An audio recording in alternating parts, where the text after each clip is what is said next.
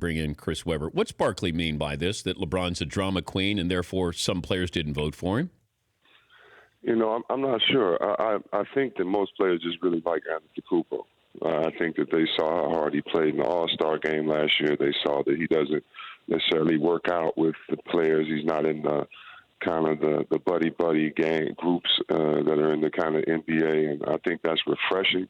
And I think the NBA players feel that way. So I think it's more about like the respect for Antetokounmpo and like seeing something new as opposed to LeBron. I mean, everybody knows LeBron's the best player in the game, but maybe it's fatigue because I don't think that even us when we do his games, I know it seems like everybody just piles on and it's a love fest for LeBron, but a lot of times I don't even think we really respect or really put enough on what he's doing. I think we just look at it superficial or what a great pass, but we're so used to it. But I really don't know what Chuck means by that. Maybe the tweet with Kevin Love, are you in or are you out, or maybe the fact LeBron doesn't say much, maybe those type of things. But I think the players just really respect Antetokounmpo. I know the commissioner said that he doesn't want to televise this draft, but why can't we have the starting five televised, Chris? That you don't want to hurt somebody's feelings if they're added to the roster or where they're selected for the roster. You're the 15th guy, but the starting five for both teams would be fun. Why can't we televise that?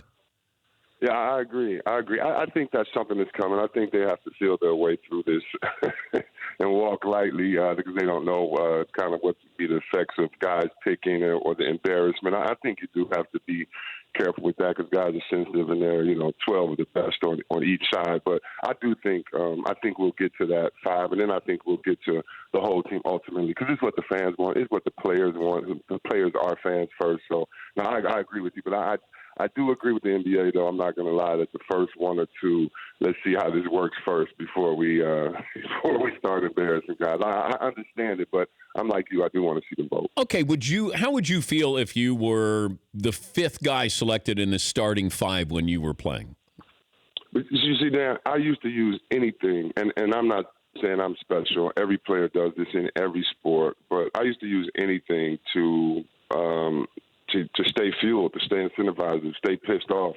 And me personally, it doesn't matter. Let's say that Vlade was picking. Well, I better be picked second, or we're going to have problems on my team when we get back. Okay, let's say Sprewell, who was traded, and he's on there.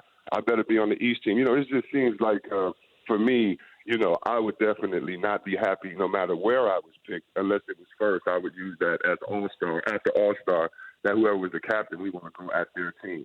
Some coaches, and I'm sure you know this, used to coach gingerly or be nice. The stories of Popovich being nice to Kobe or Phil Jackson being nice to Tim Duncan or something, because guys remember every little thing, and you got to be careful. So now the guys are in the coaches' positions, and it's going to be funny to watch. Talking to C. Webb, NBA on TNT analyst. I was surprised that the commissioner didn't come down harder on the Houston Rockets, who went, door to door with the Clippers there. And let me ask you about that, the punishment there, and the fact that Harden wasn't punished, or Chris Paul, and you have this game coming up Saturday night against Golden State. Is it just a coincidence? Is it just a coincidence, Chris? That's what I'm asking you, man. I mean, you watch this league as long as I have. You know the game. I definitely think someone, a couple players on Houston should have been suspended, especially if they went into the locker room. And I've gone to the locker room before, and I should have been suspended, but we're talking about them. So wait, when did you go? Why were you going into whose locker room? Gary Payton is a very close friend, but he's like that friend is just he's like that friend is just a jerk, man. And so I don't know. I was hurt, and I think it was the Olympic team with Vin Baker, and I was cool with Vin Baker.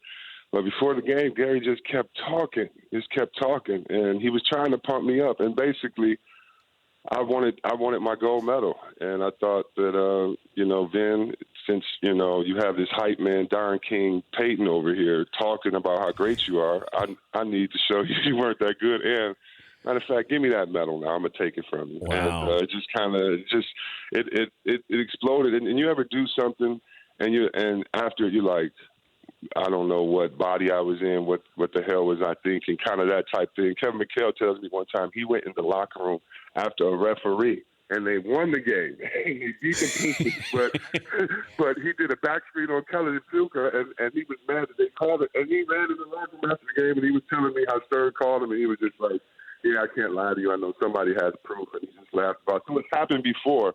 But definitely something like that where everybody knows and we kind of know who was back there. I definitely thought that a couple of guys, at least one guy from Houston would be suspended. But how close were you to getting after Gary Payton after the game? Like, did you actually Not get Gary in the locker Payton. room? Oh. I was after Vin Baker. Gary Payton was pumped it up. He was the hype man. He was Golden Boy Productions that night. So, did you get close to Vin Baker? I did get close to him, and if we caught each other, we would have fought, but somebody had broke it up after 3 seconds. So what would have been a fight? But a couple weeks later, we went out and hung out, so it was nothing. But that's Gary Payton on the team that just pumps everybody up and makes it an issue. But I almost got in the locker room. Yeah, I definitely was sincerely trying to have a one-on-one conversation with him. That's kind of a nice moment the other night. Chuck D of Public Enemy tweeted that you were doing a great job as an analyst.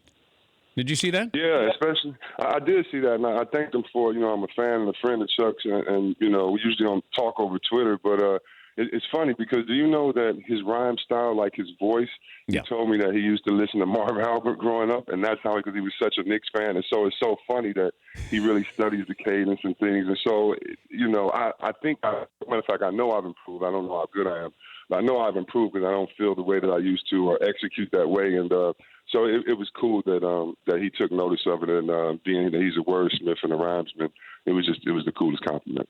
Did you rap? Can you rap? Can I rap? No, I could make beats for some of the greatest rappers. I've done that, though. And so Nas's album, Surviving the Times, I did that for him. I also did Blunt Ashes. One is on his greatest hits. The other is on Hip Hop is Dead. I usually don't talk about it, but I produced for a Grammy-nominated artist and probably the greatest rapper, in my opinion, if not top 5 of all time. So when it comes to music, I've died and gone to heaven already. So no, I don't mess around anymore. I've seen the mountaintop, so to speak, with Nas letting me be on that album. Oh, so you don't create any more beats? You're done? I do create beats, but it's more for my enjoyment and more for projects. But I love music. My mom was like a music teacher. I grew up like in the choir. My mom wanted us to be like a whining, take 6 commission type thing. She was a so music has always been in my heart. So it's cool to be able to mess with people that love music. Wait, your mom wanted you to be the whining family? Yeah, like I'm the oldest of 5, right? Yeah.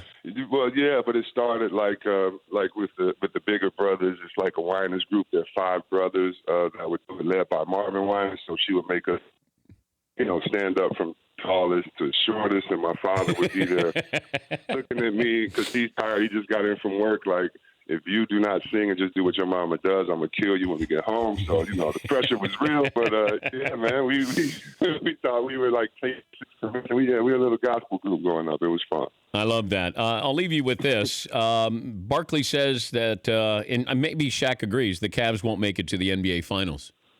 Where do you stand? Yeah. You know what? I put it like this. The way they're playing now, they should not make it to the NBA Finals. But I don't know if I trust another organization. So let me throw that monkey wrench in there. And what do I mean? I think teams are going to be scared to pull the trigger. I think teams can be one player away from going to the Eastern Conference Final, and I think they're going to be scared to pull the trigger because of the unknown. I don't know if anybody believes they can do it, and they're going to put all they have into their team and go for it. Players will. What about the Cavs? Do the Cavs make that big deal? Would you bring in DeAndre Jordan and give up that number 1 pick and say Tristan Thompson? I said last year that they should have gotten Cousins, and I'll say it again. If they can get Cousins or Jordan, they need to do it. They don't have one shot blocker. Yeah. Tristan Thompson, he's a great effort guy, but in this league, there are no more Dennis Rodmans. There are no more Ben Wallaces. It just can't because of the way that the offense moves. And those guys were incredibly great with dunk on you to finish strong, but you can lay so far back off of them. Even a guy like Draymond, we know how great he is. But if you're playing against him, let him shoot 15 threes. It's better than him driving to the basket, getting the oop to JaVale, driving to the basket, kicking it out to Klay Thompson, driving the basket, kicking it out to Durant. So I think that, you need a guy that either can dominate defensively, because if you look at it, I don't think the Olympic team wins without DeAndre Jordan, period. Period. I don't care about how great anyone else played. Other teams were not respecting us, driving to the basket. They have big fellas that can play like guards. And so I think that if you were Cleveland, you either go get him or try to get a guy like Cousins. But, you have to do it now, all or nothing right now. I would think don't wait to see if LeBron comes back or what happens. I think you have to go for it. Always good to talk to you, Chris. Have a good weekend, and thanks for joining us. Hey, thank you, guys. Appreciate it. That's Chris Webber, NBA on TNT analyst, the players-only franchise. I enjoy watching that. Tuesday night starting January 23rd. Got a doubleheader. Cavs, Spurs, Celtics, Lakers. For more Dan Patrick Show, tune to Audience Channel 239 on DirecTV or download the Dan Patrick Show app.